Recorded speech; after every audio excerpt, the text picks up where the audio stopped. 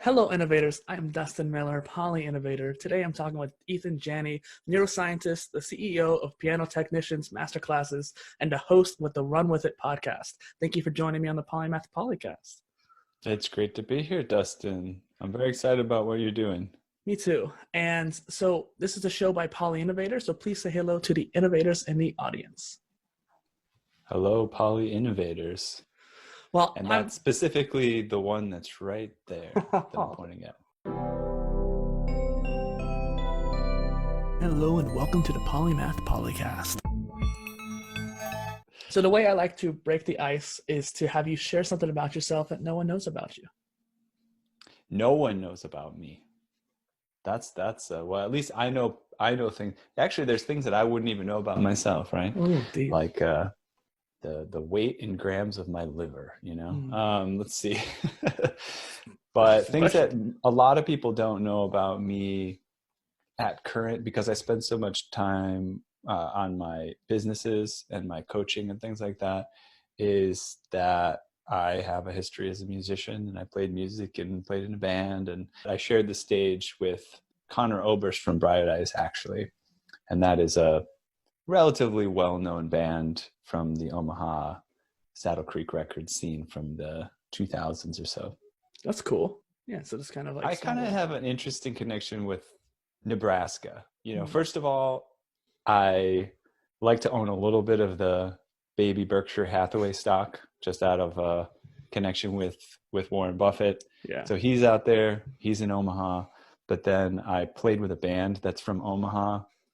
And well, a couple of them were from Omaha, a couple of them were from nearby Lincoln. And I actually run a weekly event right now. And the fellow who's my co-host, he's a 70-year-old piano technician who is from Omaha, I believe. He's definitely from Nebraska. And his brother is a famous fellow, Kurt Anderson, who's a famous NPR host from Studio 360. This, it's kind of a cool little family from Omaha or at least Nebraska. So it's an interesting place. It doesn't seem like it would be, but some interesting people come out of there. People listening. And some not so interesting people, I'll admit. Probably. I'm just thinking probably people listening in are like, wow, there's actually a lot of interesting things or people coming out of Omaha or Nebraska in general. And then the other thing I would ask too is like, so you got your podcast and your music videos that you're doing, not music videos, the music-esque videos that you're doing with your colleague there, and you have all this other stuff going on. But before all that, what was your mindset? So before, when you say what was my mindset, you meaning like how did I get into those things, or what was I doing before them completely?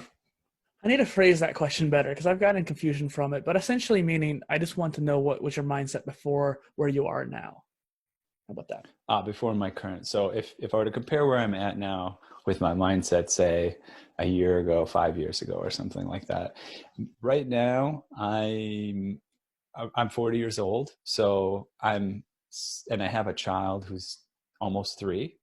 So my mindset right now is different from it was 5 or 10 years ago, just because I wasn't thinking about how my life and my direction is going to directly affect a family that I have. So I'm more now thinking about family and organizations and groups than previously. I was more thinking about independence and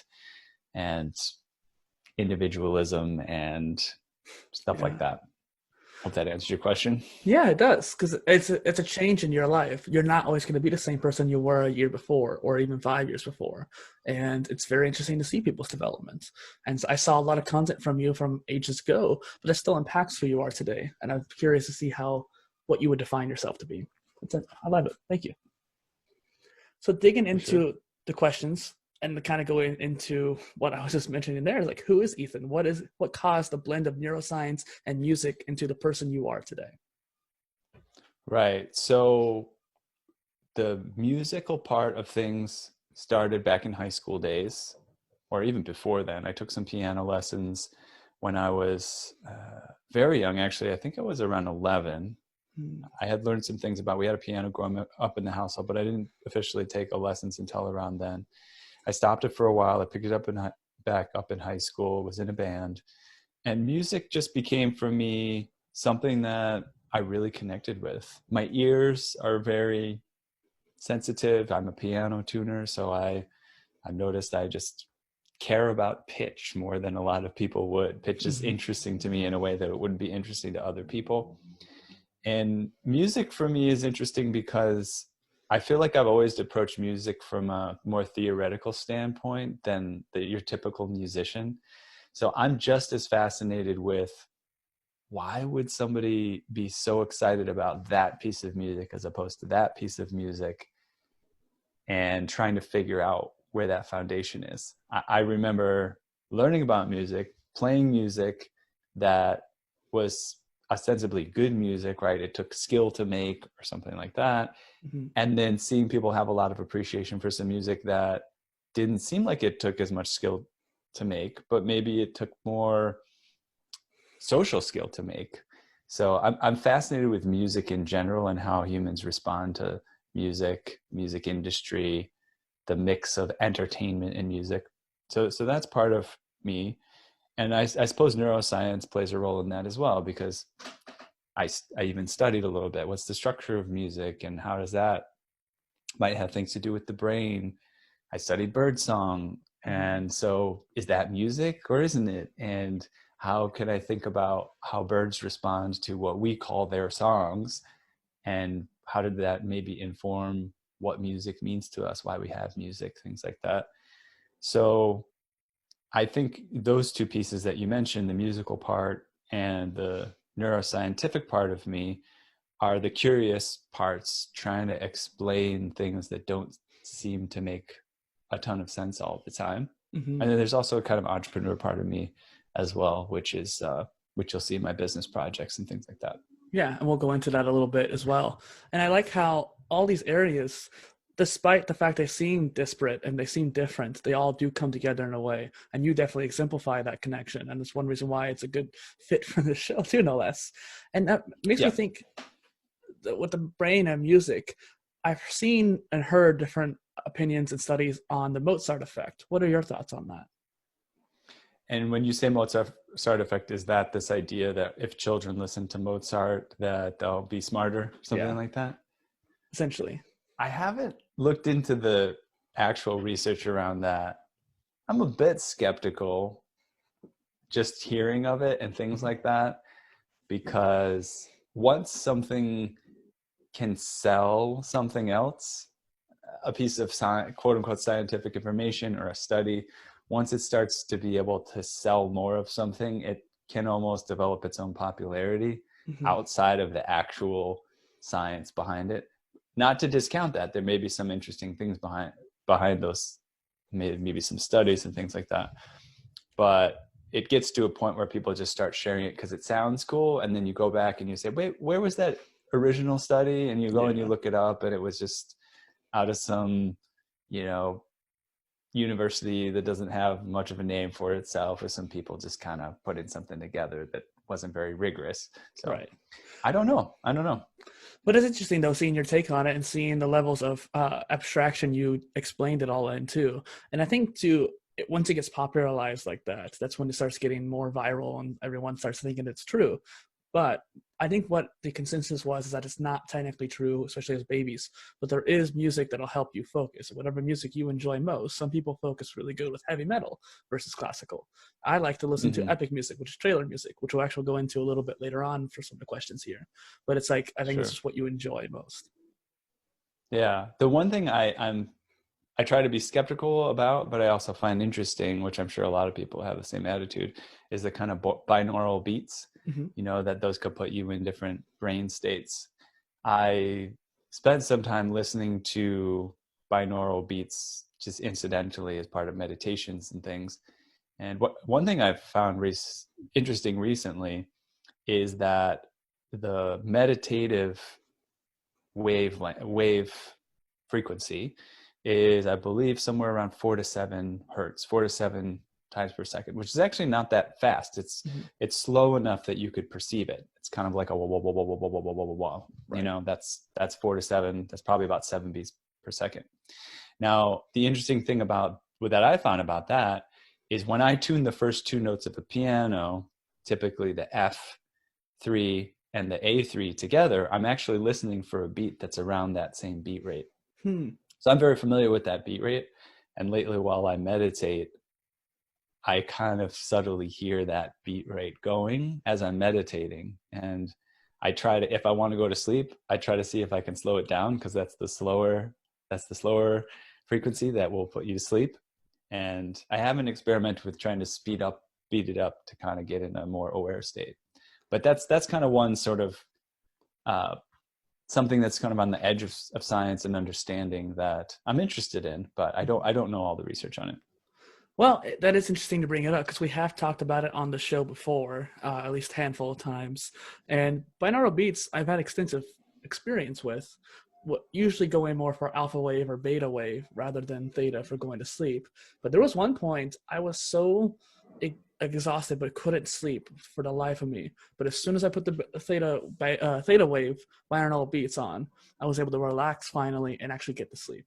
It took that action for me to actually get to sleep, which is surprising considering that normally I don't have too much of an issue with it.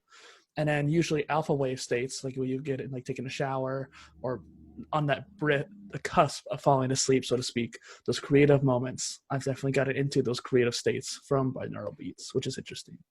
That duality of music and neuroscience isn't the only aspect of your life either. So you host the show, the Runwithit podcast. How does it go about getting new business ideas to share?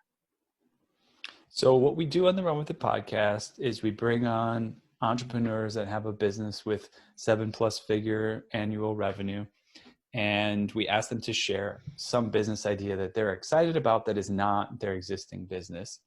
And the whole premise of the show is that the listener is invited to pursue that business idea. So it's not coming from this perspective which says I need to hold my ideas tight or somebody will steal them. It's kind of the exact opposite. And as we share the idea during the episode, we kind of analyze it, we give some key factors, we try to think about what the market size is and how would you find your first customer, how would you prove that it's actually a profitable business idea, things like this. And that serves a couple of purposes. One, it helps the listener think through maybe their own business ideas, so you don't have to pursue that one. It helps you understand how a successful entrepreneur thinks. A lot of the people we have on are not just people that run businesses, but that have started businesses.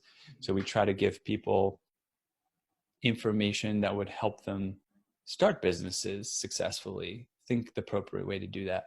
And beyond all of that thinking through the idea, we try to give actual action steps by the end of the episode, which says, hey, starting from nothing or starting from where you're at, here's some things you could do to get this started. Say you want to start a grocery delivery business or something like that. We come up with, okay, so you find a handful of people that might be interested, you try to pre-sell it, things like that. We go through different stages of how you might found it. So it takes a little bit of the pressure off people who want to be an entrepreneur, finding an idea, and actually what are the actions you would take to get it started.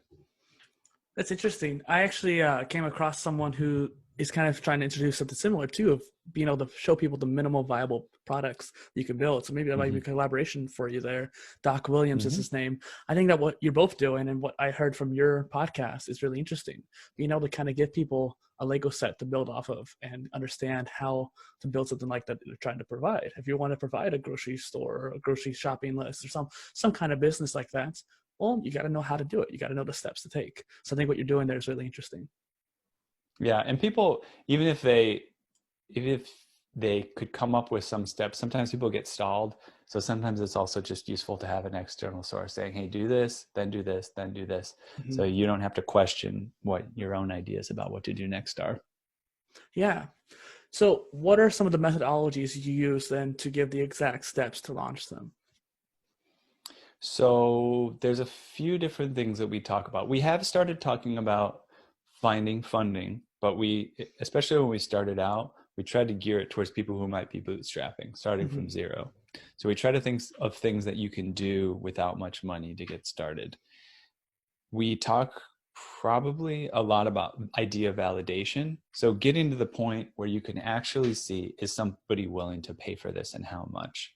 So we try to find ideas on how you can pitch this to either a handful of people or a large group of people in such a way where you ask them for money so that they can say no if they want to, and you can go, okay, well, this is not a good idea.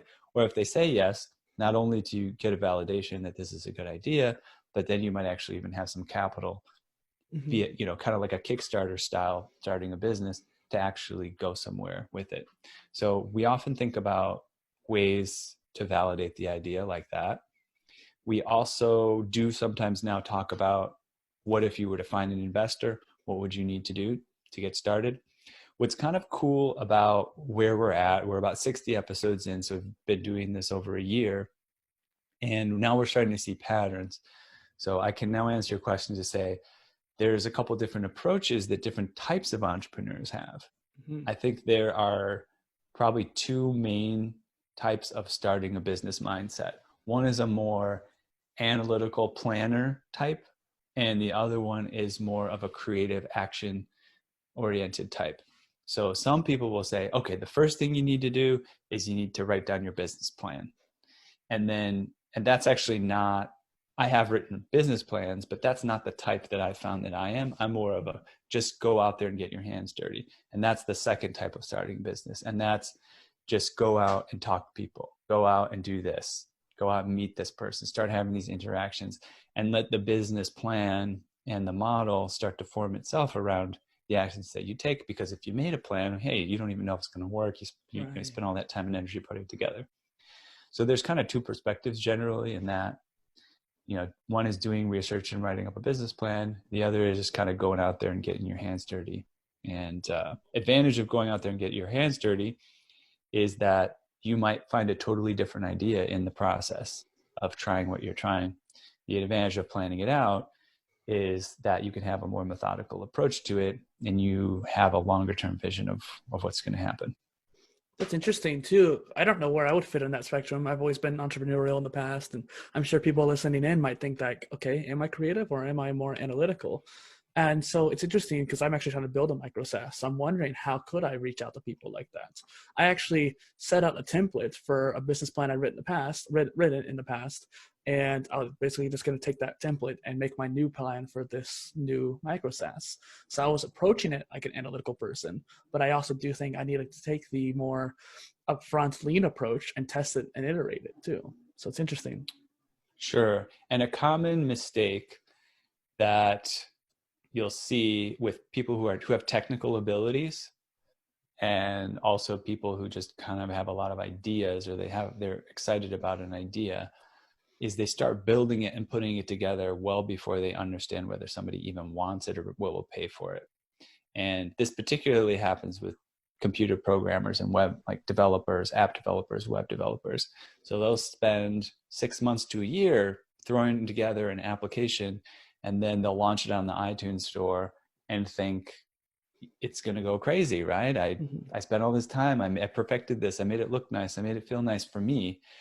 And then they get 5 downloads or something, versus the approach that's advocated to kind of help those people transition into a different way of doing things is to say, start with a customer, start with a problem. And as you, again, work with somebody that might even pay you for whatever you're doing, build it around their needs. And then that way you may not end up with so much wasted time in building something that's not necessary. So that is true. Might be a useful thing to think about. Well, and I started from a pain point that I had, and I thought maybe other people might have it too. So I think that's a good distinction to make. Yeah, those are good. Those are often good, but the drawback with solving our own pain points is that we only have the one perspective. Yeah. So then when we try to sell it to other people, they'll have a slightly different perspective, and they might be actually turned off because it doesn't quite fit for them. In the end, our businesses are for other people, not ourselves. And sometimes, and this has come up in the podcast quite a few times, is this idea that if you're a complete outsider to an industry, in some ways you have an advantage because you're looking at it from a fresh perspective, and you're not bringing all of the established habits and misconceptions to the project, so that you could just go, hey, what's the problem? How can we solve it? Let's just get started. Mm-hmm. That is interesting too. And the reason why I found this pain point is because I actually looked at all the competition. I've literally looked at every single company that's trying to do something similar to that, and they couldn't do it for me. And so I got the whole kind of big picture view as well. But that is interesting. Going to the next question here, how have you managed to combine all these different areas into your life? So I think it's ebbed and flow as to the degree in which I can combine all of them. I would say I'm actually kind of disappointed. Currently, I don't spend a lot of time with music. And even though I do a lot of things in the piano industry, I rarely get a chance to sit down and play my piano. Yeah. So sometimes I get a chance to integrate things more, and other times I have to pick a few things and focus on them. So right now, the way that, say, something like my musical past shows up in what I'm doing is I started a podcast with a friend, the Runwithit podcast. And where my podcasting partner is completely new to interviewing people and being in front of people and entertaining people and keeping people interested, I have experience with that. I know, whether I'm great at it or not, at least I have been in front of people. And they say that majority of human beings are more afraid of being the speaker at a funeral than in the casket, right?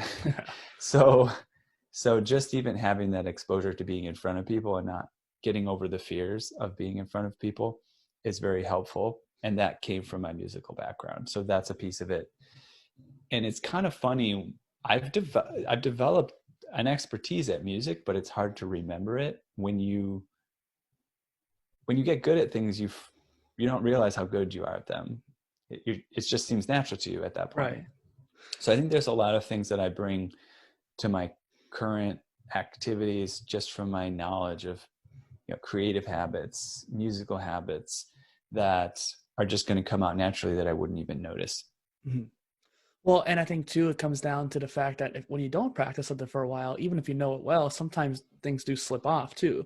That's one thing I'm always worried about. I'm actually writing a book on swimming because I've taught it for so long. And I'm worried that if I take too long to write that and I end up trying to write it down the line when I'm not teaching anymore, I'm not going to remember some of the things that I used to think about.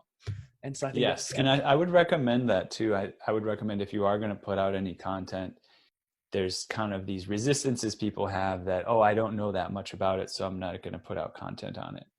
But it's actually very valuable to have that very fresh, just learned perspective, because what are the obstacles that I hit? What are the questions that I had? Yeah. Versus once you get to know something really well, you're not really in that moment, and it's easy to pass over a lot of important details when you're trying to teach beginners or people who are new to the topic. Yeah, well, we're both coaches too. And so having that experience of, hey, someone has this problem when you're trying to teach it to them and trying to get around that, you might think of a solution now while you're in the middle of it versus 10 years from now, you won't think of what that solution would have been. Exactly. Where do you see as the intersection of all these different areas of your life? You've kind of alluded to it, but I was thinking we might dig into it more. Sure. Well, nowadays, I think that one of the things that I have as an advantage that 99% of the population doesn't is just seeing the similar patterns within domains or across domains. But there's patterns of the way that domains are structured. And actually, I'll forget who it was. There's a famous philosopher, and I don't know if he was an anthropologist, sociologist, who studied domains. And it's interesting. He kind of talks about domains. He talks about fields. He talks about vocabularies. And in the same way that I understand it, and I think a lot of people don't understand. So if I go into, or when I went into the neuroscience field and I specifically started studying birdsong, for example, I heard them using a word syllable. And they would say, the bird has 3 syllables right here where it puts this song together. And initially, to be honest, I would hear them talking about syllables. And I was like, these aren't syllables. Why are you using the word syllable? Because it's not exactly what a human syllable would be like. You're just using the word syllable and you're assigning it to something.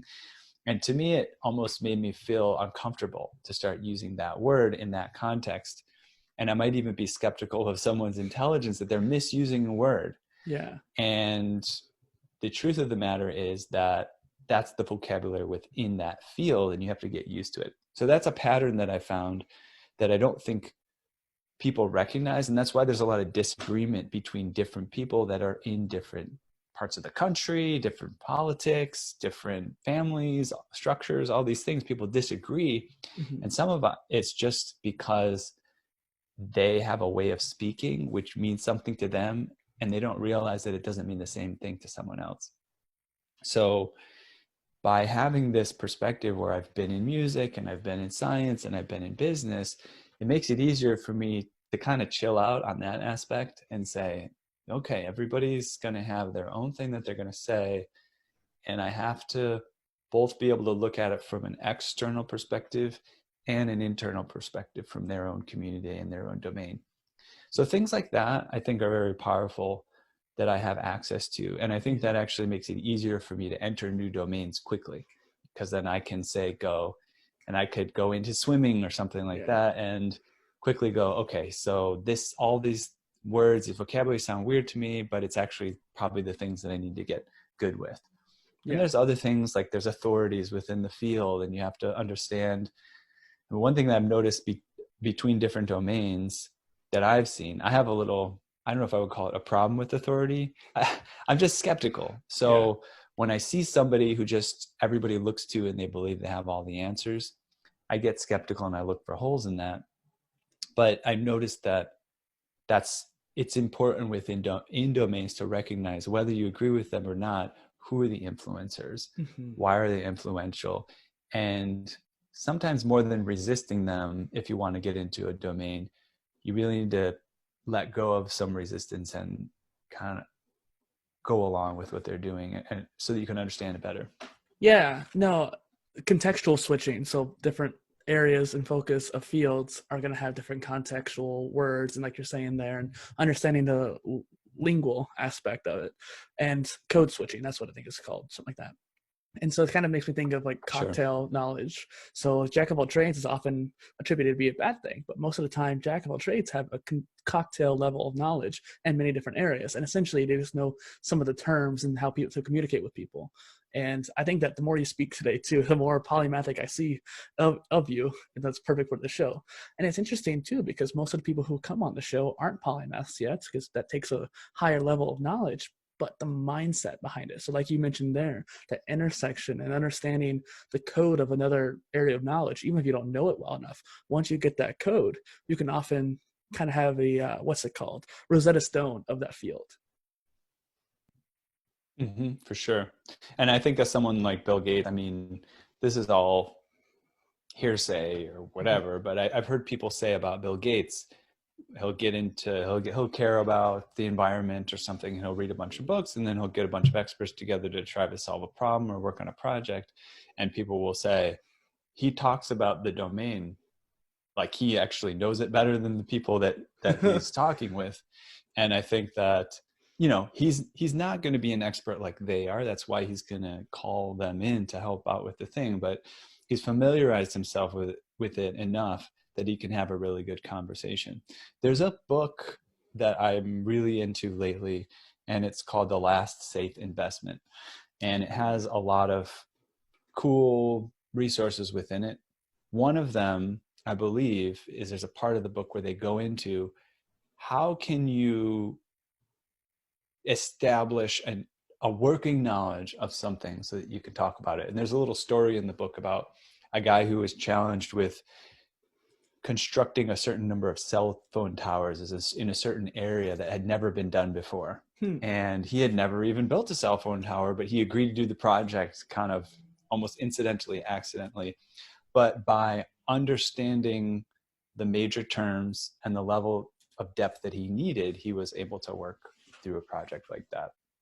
That's interesting. I don't know if it was the last episode on the PolyCast or that I just uploaded or something else recent, but I was talking to someone about this, and I had an accident earlier this year. Someone had hit me, and it wasn't my fault. I had the right of way and all that good stuff, and said I was great. But in order to convince the insurance company, I went in and learned the cocktail level of knowledge about insurance and like understanding duty of care and establishing that and the terminology that the people in that world will use. And I think because of that, it helped me prove my case more.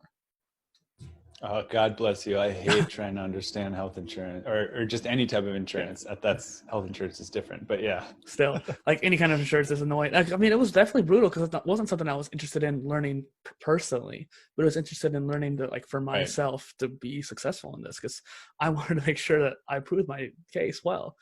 And so, yeah, I love this interdisciplinary conversation we're having here. And I think that this kind of leads into another question as well. What are some of the lessons you've learned with your PhD in biology and neuroscience? So there's a few different things that have come out of that for me. And for me, I would say because think a little bit broader and maybe a little bit more polymathic, they might not be the typical things people are looking for from getting a PhD. The traditional thing that people be looking for is, I want to get experience, I want to publish some papers, I want to go on, I want to do a postdoc, I want to become a professor, or maybe, if not that, work for some sort of a company where they need that expertise. Mm-hmm. For me, I really love learning. And so there was a lot of opportunities for me to get other things instead of or beyond those things. So one of the things that I found really valuable was just getting into the world of science and how does it actually happen on a day-to-day level. I had read some books from Carl Sagan and other famous scientists like Richard Feynman. And while those books were really good and they inspired me towards thinking more scientifically and more rationally and using new systems of logic and understanding fallacies, logical fallacies, and so on and so forth. Got really excited about all those things, but those are just popular books. And when you get down to the brass tacks, at least the way that I had a limited experience, to be honest, of science, because I haven't had a lifelong career in it. Right. But science doesn't happen the way that people think it happens. It just doesn't. What way does it happen? And there's a certain, well, first of all, and I'm not going to say that this is good or bad, but it's things that I expected based on my previous novice understanding of science.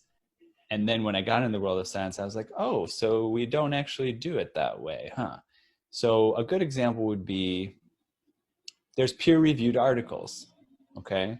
And when you write a peer-reviewed article, it's ostensibly supposed to be a situation where you submit your ideas and your data and other people objectively look at those ideas and data, give feedback and decide whether that paper is worth publishing. And I learned in my studies of logical fallacies that something like someone's name recognition doesn't prove anything. So if I say, drink Coke, Michael Jordan drinks Coke, he loves it, and he's a famous basketball player, it means nothing. It doesn't mean you should drink Coke. It just means that a famous person drank it. And so, one thing that I noticed, which I was surprised about in the peer review process, is the name of the researcher is open to the people who are reviewing the paper. So at that point, it's just like, oh, well, what if you like that person or that person? And I even saw within the review process where people would say, well, first off, this person has a great reputation in the industry and have published a lot of papers. So, and that's, you'll literally see that in peer reviews of articles. And the question is, why? Why is that something to bring in? And, the answer is complicated. Maybe it is something worth bringing in. Maybe there's some value to acknowledging someone's reputation and expertise as you're looking at the ideas that they're presenting. But it's just not the way that I thought it worked. And also there's other pieces around that. Like maybe it's kind of difficult to be anonymous when you're in a community of scientists who work there's only a small community Yeah. of scientists, and people have to specialize. So when the paper comes through, you kind of know whose it is just because of what it was about. Maybe they've been sharing their research along the way, so you've been hearing about the project all along anyways. So it's just different. Another way is when people present their articles, in the end, they need to present them as in sort of in the traditional format that you would learn in high school about the scientific method. Okay, we had a hypothesis, then we design an experiment and to test the hypothesis, then we perform the experiment, and actually you come up with the idea of what you're going to, the conclusions. Well, the conclusions are at the end of that scientific method, but the idea is you come up with your hypothesis first, and you say, if the test goes this way, then I'm going to support my hypothesis or not. It sort of follows in that particular sequence. But the truth of the matter is that in a lot of people in labs, people doing science around the world, they're just experimenting like you and I would, just walking around, hey, try this, try that, try this, try that. And then one day they say, oh, it looks like that made that happen. Okay, interesting. And then now let's prove it, right? And so in the end, it's actually, they didn't discover it from the scientific process. They discover it from sort of like a trial and error process. And then they have to go back and prove it from a scientific process when they write up a paper. So I think that's also interesting too. And then there's just also a lot of politics. I found the world of science and academia to be way more political than it would seem from the outset. You know, it's easy to just think they're just kind of these really objective, fair, intellectual people, but there's a lot of egos and things going on behind the scenes that go into how science is created. Well, I'm sure tenure goes into that quite a bit as well, and trying to also understand the difference between causation and correlation. So you have to actually do the scientific method to find that out, as you know. Mm-hmm. Yeah. And so something that it made me think of is that most people see a PhD as like hyper specialization. And so as someone who's polymathic like yourself, where do you see taking a PhD being in that process there? So if you're more polymathic by nature, but you're going into a PhD for essentially hyper specialization, why is there that dissonance there?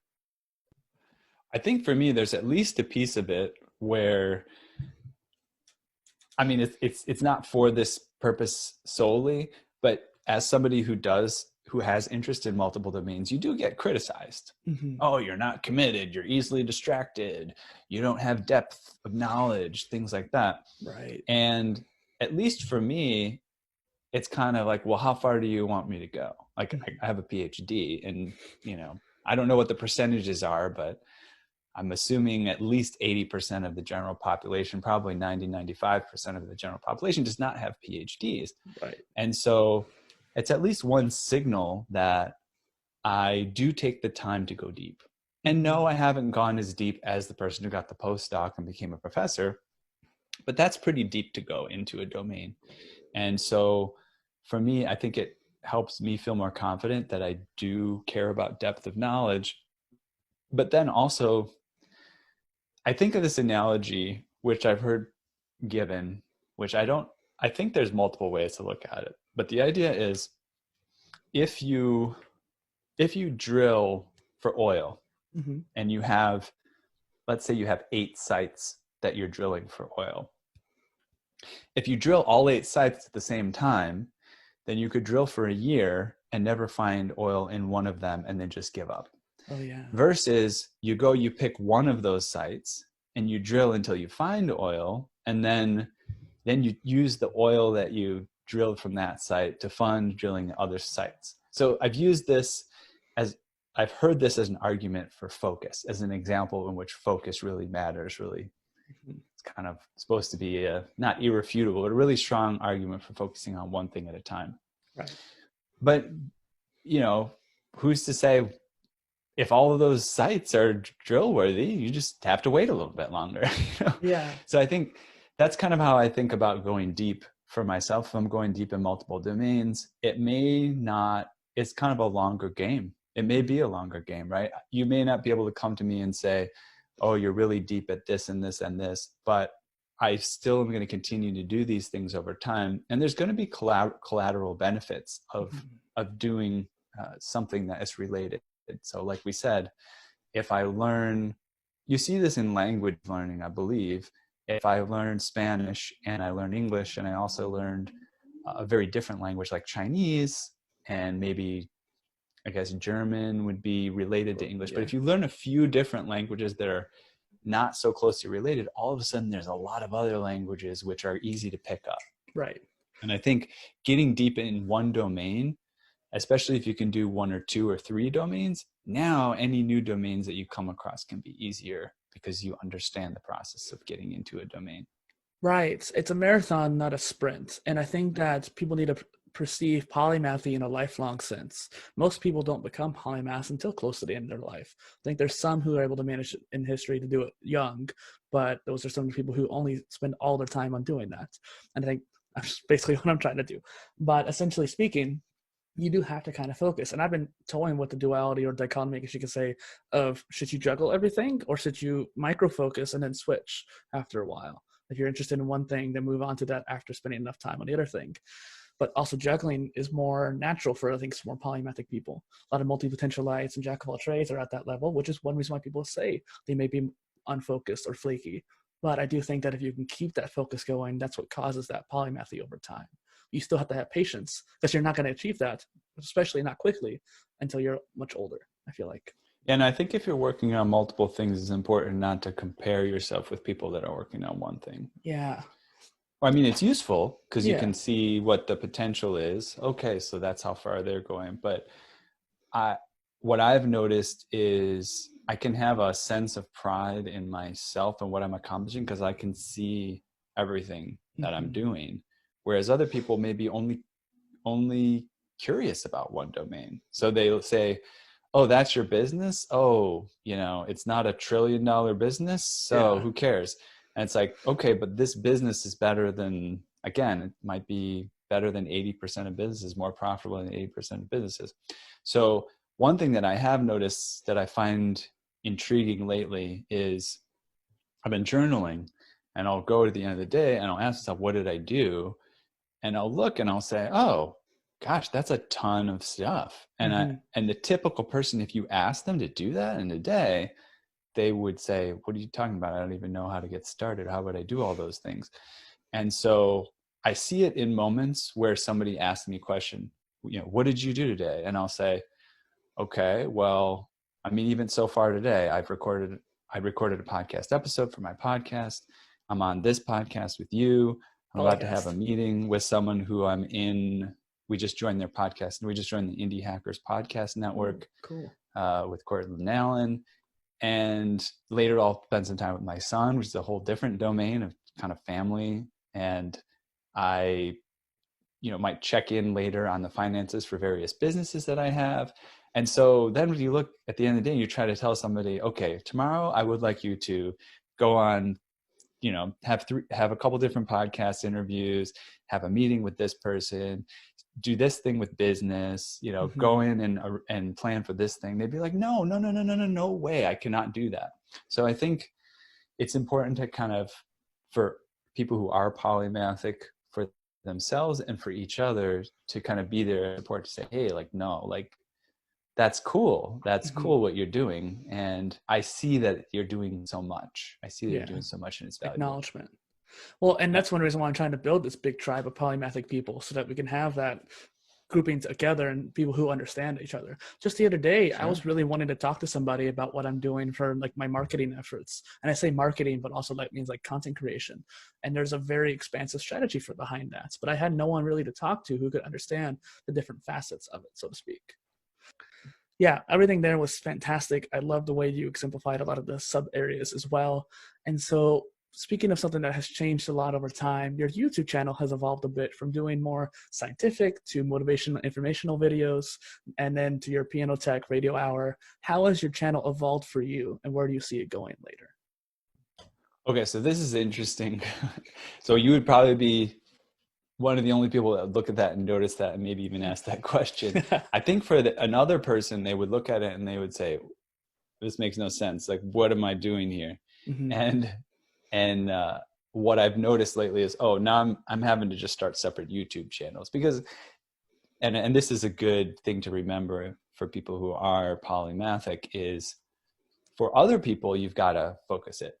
You may be able to handle multiple channels and have different things coming in and associate things, but for the vast majority of the population, you're going to have to present it to them in a very simple packaged way. Mm-hmm. And it's not a bad thing. It just makes it more efficient for other people. So basically with the YouTube channel, at first it was just a place to put videos up to share with other people. So you'll see some videos up there that were part of when I did my PhD thesis, and I think part of them are associated with the paper that we published, just to show people part of the methodology for how we did the things that we did and the analysis that we did at Birdsong. So there's some things up there. And then I have experimented with coaching for several years. Now it's gained more traction, but it's been interesting to kind of put content up and see how people respond to it. So there's some things up there. And then most recently, my YouTube channel has kind of gotten a ton of different stuff, because the idea of doing content online, especially during the pandemic, has just become clearly very powerful. And so there's at least 3 different projects that I'm working on right now that I'm utilizing the ability to live stream and put recordings up on YouTube and Facebook and other platforms. And the good thing about that is that if you live stream something and then that recording is automatically placed online, it's there indefinitely. You don't have to, you can promote it or you don't have to. It may kind of take on its own life. Like I look back on some of those videos, like there's a video about editing audio in Goldwave, which is an audio editing software, and it's not a ton of views. Maybe it's got several hundred views or something like that. But it's like, oh, okay, so that was useful. I think part of the reason I have a bunch of content up there is as someone who finds a lot of different things useful, I don't always know what's going to be useful to other people. Mm-hmm. So I put stuff out there and I look to see where there's a response. So one place you'll see the biggest response probably on my YouTube channel is to something I'm doing called Piano Tech Radio Hour. And that is every Saturday we get piano technicians together. There's usually 50 to 100 of them that attend a live Zoom call. And we've been building a product around this where they can subscribe and they can watch the previous episodes in a member area and get access to other content. And then I have a business where that business has other content that they can then subscribe to, other masterclasses. And so I started just threw that up there because I was trying to get it together fast, and that just happened to be on my personal YouTube channel. Now there's a separate Piano Technicians Masterclasses channel where that will just be there. Mm-hmm. But then on top of that, you might see some Runwithit podcast episodes. Then we're starting to live stream those. And then you might see some business podcast mastermind episodes. We're starting to live stream those. And so right now it's kind of a mix of a bunch of stuff. And then I actually am not putting it on YouTube now. I'm putting it more on Facebook and Instagram, coaching videos where I'm trying to share with people, inspiration, different ways of thinking. I think more than inspiration, what I've been able to share with people most is shifting your mindset. And that's another great collateral benefit of having a polymathic mind is I can go, well, that's the way you see it, but what about this way? And people really appreciate that because it doesn't come easily to most people.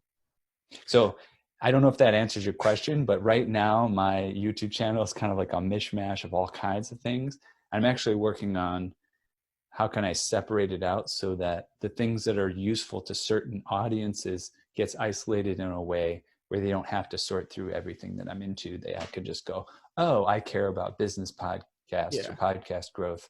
There's a channel for that. Well, one thing I would say is don't delete anything. I've seen some people delete their old content in favor of niching down, but I have a micro episode about this idea of an anti-niche. So polymathy is my niche, but because of that, I have multiple sub-niches. And so I think for you too, since you're polymathic, you might have something along those lines where you may not make other channels. You might still keep a whole bunch on one channel and you'll suffer a little bit on the SEO front and maybe some people understanding. But I think that people seeing the interdisciplinary aspect of your life, especially on your channel too, I think is important. And there's always the idea of playlists, making more and more playlists and having them Right. as the way of separating and breaking things up. So I've seen some Yeah. And channels out there. Oh, yeah. one thing, there's an advantage, although I don't know if I have the full capacity for it. Right now I use a service called Restream, and Restream allows me I can stream to 2 different YouTube channels at the same time. So I can put something on my personal YouTube, and if people want to find it there, they can. But then if they want to they can find the exact same video on just a Piano Technician's Masterclass thing where it's all dedicated. Yeah. Well, I use a tool called Repurposed.io that allows me to take certain content and push it elsewhere. So for example, if I had a YouTube video, you could take that and cut out the audio and make it into a podcast. And then there's also workflows that allow you to do it for like micro content. So you could take that YouTube video and turn it into a Instagram little 1-minute clip, or even an IGTV vertical video as well, which is really interesting. So thanks. Nice. What is it? Repurposed.io? Mm-hmm. Okay, So I'll check it out. I'll send you a link later on. I actually have one in the description too, in case people are interested. But coming down to something along the lines that something I ask all my guests is, what is a polymath to you? I would say I see polymaths as more the people that have developed actual competency in multiple domains. I would say that there are people who are more jack of all trades, and they just get easily distracted and they can't choose what they're going to do. And that is sometimes not a great state to be in. And a polymath is usually strong in 2 or 3 areas, probably 3, right? Because 2, that's not so much poly, that's just kind of a polymath, right? But yeah, strong in at least 3 areas. And that could be some significant success or some sort of accomplishment in those areas. So I think I even mentioned one person I think of as a polymath, and I don't know if he thinks of himself this way, is Gary Marcus. He was on my PhD committee. He's written a book about the way that the brain is organized, but he's also written a book about his journey of trying to learn guitar as an adult and not having a foundation. And he's also active in artificial intelligence and co-founded an AI company that got acquired by Uber. And he's also, because he's writing these books, he's a professor at NYU. I believe he was in the linguistic psychology actual department, but of course he understands neuroscience. And on top of all of that, mentioned he writes these books, but he's a writer, so he knows how to write. He knows how to put language together. And so in some senses, he has that side of creativity. So someone like that actually made some achievements that any average person would be proud of in one domain and done it in multiple domains. I think that that counts for me as a polymath. One other thing that's coming to me is it could be like gender. It's like a spectrum, right? Where extreme polymath is somebody who's highly accomplished in several domains. Yeah. And then you have somebody who may be extremely focused, who is only in one domain, but man, are they deep. They're so deep, nobody knows what they're talking about. Yeah. Well, there's also T-shaped too. So people who are super deep, but have taken the time to kind of be jack of all trades as well, which is interesting. Yeah. One thing I wanted to ask you is, what do you think perhaps is the neuroscience of polymathy? Yeah, that's a good question. One of the things that got me into neuroscience in the first place was I had a fascination with, what's it called? Synesthesia. Are you familiar with synesthesia? A little bit. And so synesthesia is a phenomenon in which people experience a sensation that is typically in one domain, but they actually experience in multiple domains. So a good example would be, when I eat food, I see colors. It's one of those things where you go, are you serious? That's just, if you heard somebody explaining it, you'd say, that guy's a kook, man. I don't know why he insists that he sees orange when he eats grapes or something. But it's really true. And that type of a phenomenon, they believe it happens because there's reduced inhibition in the connection between areas of the brain. So there is connection between various areas in our brain, but there are mechanisms to inhibit the signaling between those areas. And when we're under the influence of certain drugs, or maybe if our brain has developed in such a way that there's less inhibition, then kind of what you would say are kind of funny things happen, but they're only funny because they're atypical. They're just a symptom of the way a different person's brain is organized. So I'm guessing that being polymathic, and maybe even being creative in general, is a symptom of having less inhibition or more connectivity between different brain areas than the typical person has. That's interesting, because that talks more about the internal, but when you're speaking there, it made me think about the external, how our society has been developing into a specialist society. Like, because of the Industrial Revolution, we've endorsed this kind of method of being. And I think that maybe we've had an external inhibition to not be polymathic, despite the fact it might be a natural process for many people. In fact, I'm pretty sure it is from a lot of neuroscience studies, that we are actually more divergent people. And so it is interesting to think about. Yeah. What do you think could be learned hypothetically then, say, from maybe dissecting a brain such as Leonardo da Vinci or someone similar? That's a good question. My first instinct is to be really skeptical and say, you can't learn as much as you think you can from dissecting brains. but they do, we do learn a lot from looking at people's brain activity. And we do brain scans, and then we see what type of activity happens for different people. The one thing that, again, I actually haven't looked into the deep research on it, but I look at some of the more easily accessible research on meditation and activity in the brain. So, for example, they'll see that people who kind of have a better job at meditating, they'll have this thing which they call the default mode network, which is basically a network that's active by default, kind of when you're going about your daily life. It gets inhibited. There's lower activity for people who meditate, especially when they're meditating. But I believe when they're not even meditating, there's lower activity in what they call this default mode network. So there's places where you can see that people who have developed skills or are some way different from the rest of us in a very specific way, then you see differences in the brain. In terms of somebody like Leonardo da Vinci, I mean, what I find fascinating with some of these folks is they actually, I don't know how old Leonardo da Vinci got. I was just linking 70 or something. Like, did he get pretty old? Oh, that's interesting. Okay, he had some of these health. famous figures from the past, they lived to be like 35, and they did all these really amazing things. And you're like, whoa, how did that happen? So with Leonardo da Vinci, I would guess that, and this is very much conjectural, that it is that kind of cross-domain connection.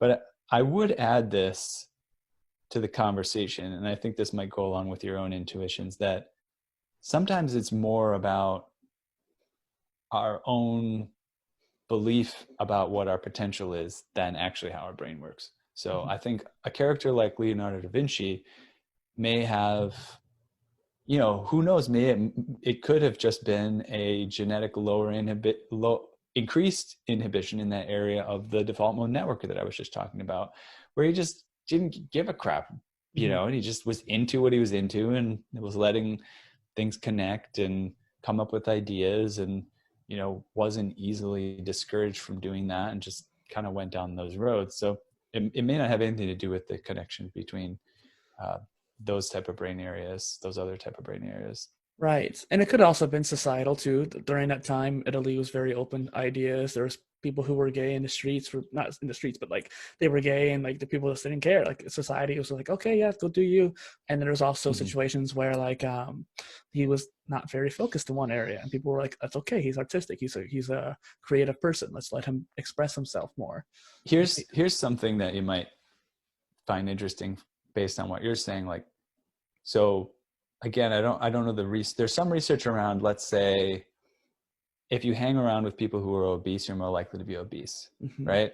There's research that says that who you spend time with affects who you are.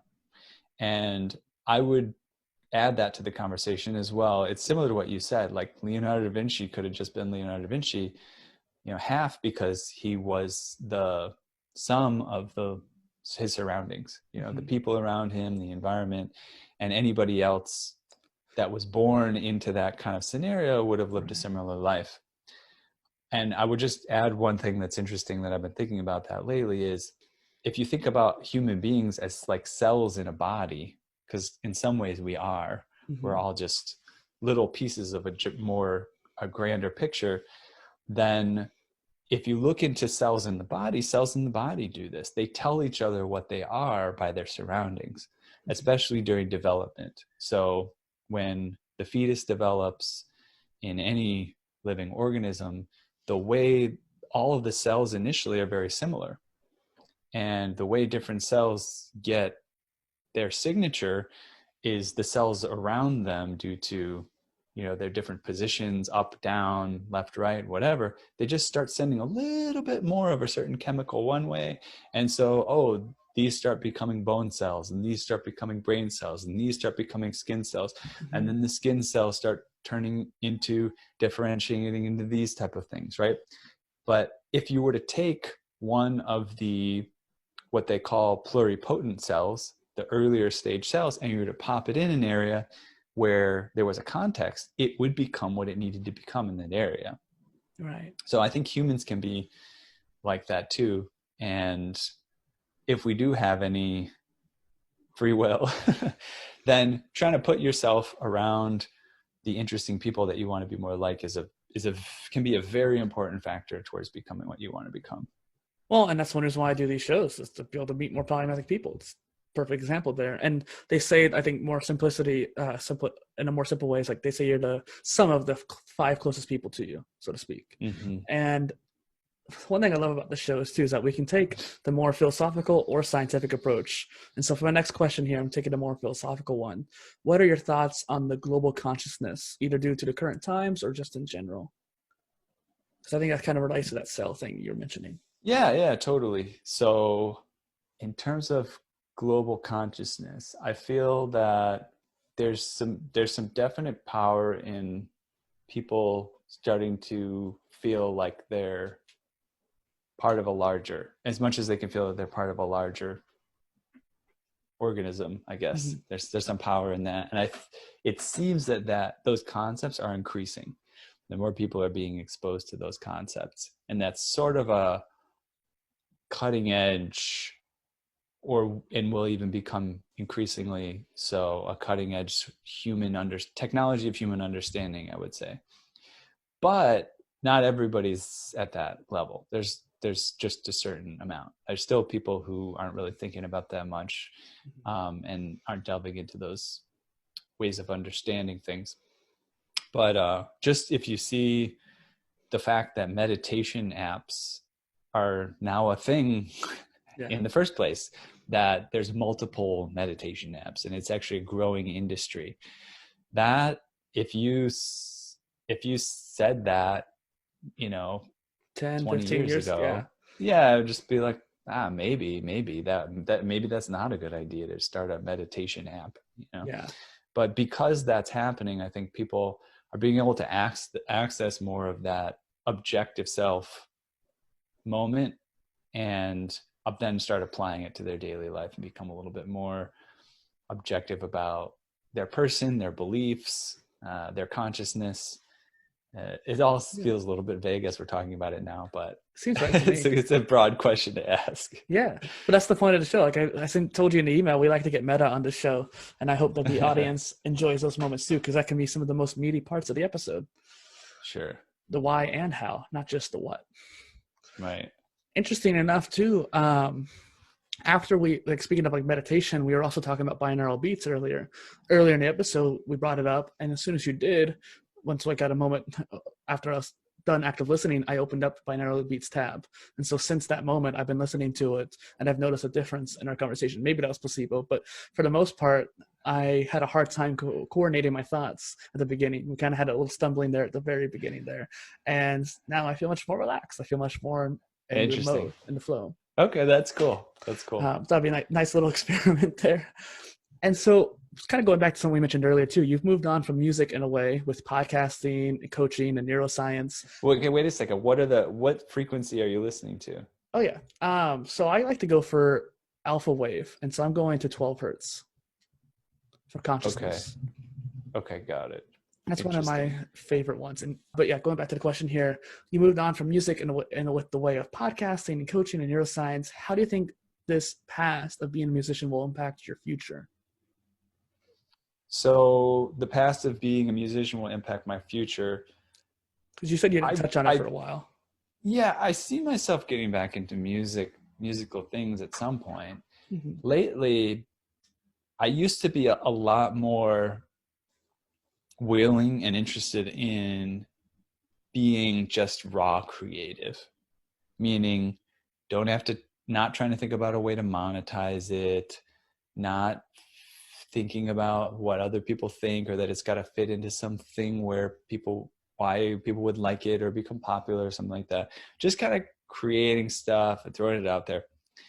And I haven't been in that mode as much. And I think it's just because I've been focusing on business building. And Mm-hmm. sometimes, I mean, I'd be wrong in this, but it seems like there might be a requirement to just be a little bit more practical.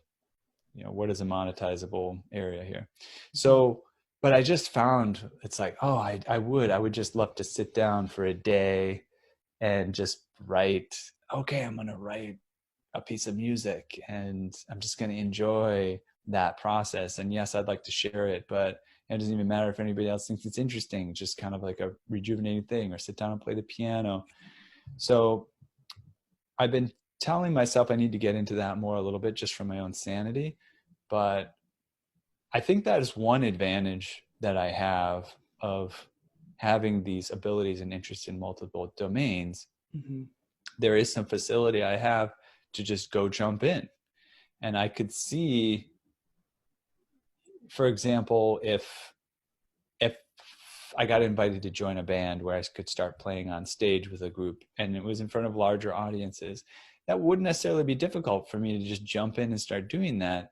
Even though for another person who had a business and was focused on a business or entrepreneurial things, they'd be like, well, no way I'm going to do that within a Right. matter of months.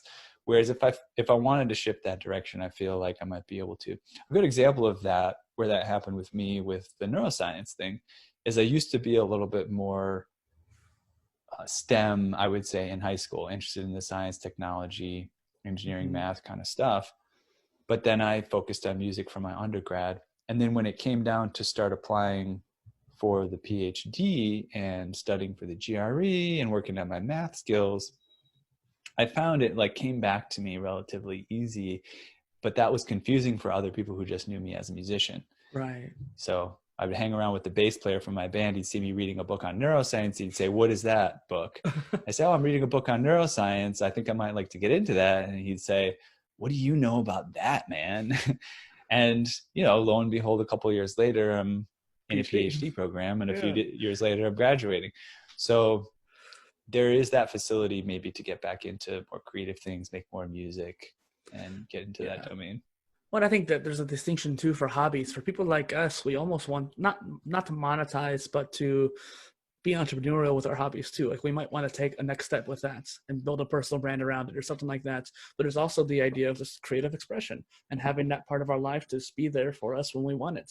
I have a graphics design hobby where I do spriting or create little 2D characters for video games. It's just something I do for the fun of it.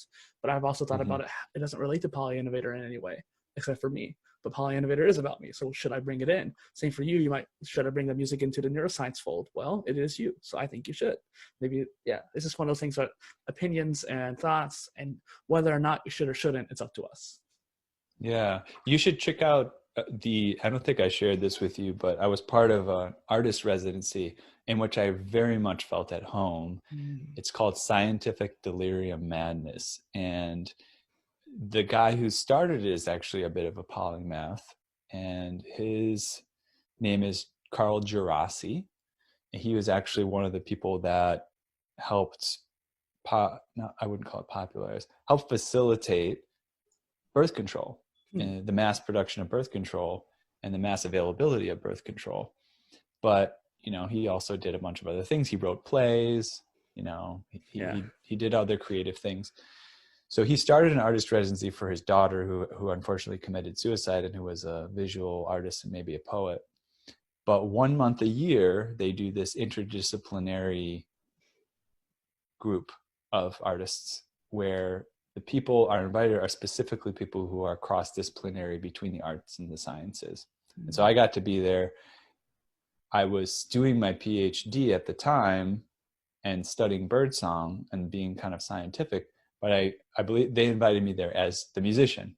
And I got to compose music. I got to collaborate with the other artists and scientists and people that were there. But it was a great experience to be able to do that kind of cross-disciplinary work and be creative and be artistic and show that side of myself. Yeah, that cross-disciplinary pollination, so to speak. So from being a mentor and a guide and now a career and life coach, what are some of the things that you do to induce growth in your clients? So I think that one of the biggest things that I do is just give them a shift of perspective. Mm-hmm. And it's really about less induction and more about facilitation, or I don't know exactly the word. I'm thinking of an idea of when a butterfly is emerging from a chrysalis, right? You can't like make it come out faster. Yeah. But you might be able to do some things to facilitate that process or make it easier, whatever. So I just find listening to where people are at, asking them what direction they want to go, what are the desires, where are they headed, and also where are they headed away from, what do they want to avoid, and then finding out what they want to do next and figuring out how to do it with them. So that's a very basic process. It's actually quite simple, but it's hard to execute in a good way. And so if somebody says they want to quit their job, for example, and they think their boss is a jerk, I might end up talking with them over the course of a few weeks in such a way that they still want to quit their job, but they realize that thinking of their boss as a jerk is not the best way to go about that. Maybe by seeing things more from their perspective, they could end up leaving their job in such a way that they are in a more positive position because they have a good relationship with their former boss. So network. Those are the kind of things that I'm doing with coaching clients, is helping them see the possibilities that are around them, but they may not have access to. And this kind of leads me to my next question then too. How can someone design their future then? Perhaps one of your clients, for example. So I think it's a bit of a law of the way reality works for human beings, that you need to have clear intentions about what you want, and then you need to forget about what you think about getting there and almost set that aside and focus on your daily habits. And I think that seems to be a great recipe for getting where you want to go. So you decide what you want, be very clear about what you want, then detach from it. Don't be so attached that if you didn't get it, it would ruin your life. You'd feel upset, you feel sad, all those kind of things. But set yourself on a daily habit so that you could get there. So one example for me is, I'll just throw this in. It's like, I would really like to have, I'm in pretty good shape, but I've never been like more muscular. I'd like to have a little bit more muscle on me, be a little bit leaner than I've ever been before. I even have like a few photos of like the kind of physique I'd like to have. That's good. And I took the time to find those photos of other people that emulated the way that I'd like to look physically.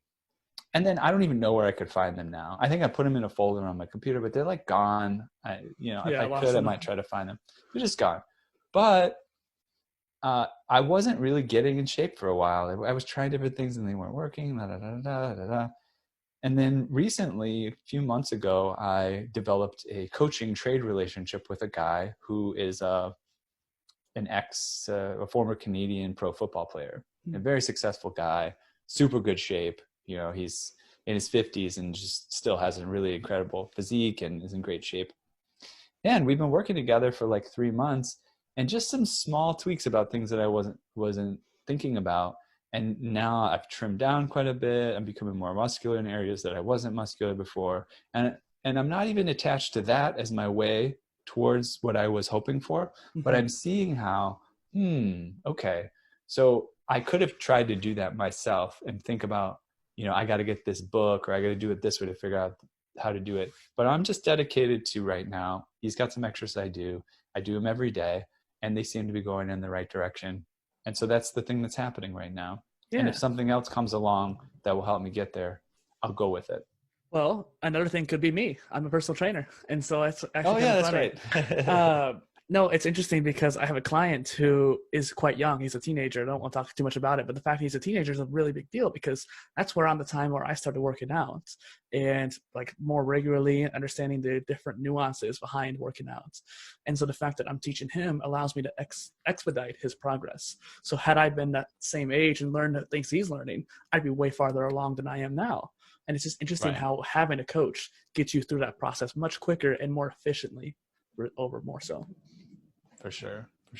One thing I'll leave in with you for that is 3 variables of exercise I talk about. And so changing those variables is very important to gaining progress, whether it's strength, balance, or power.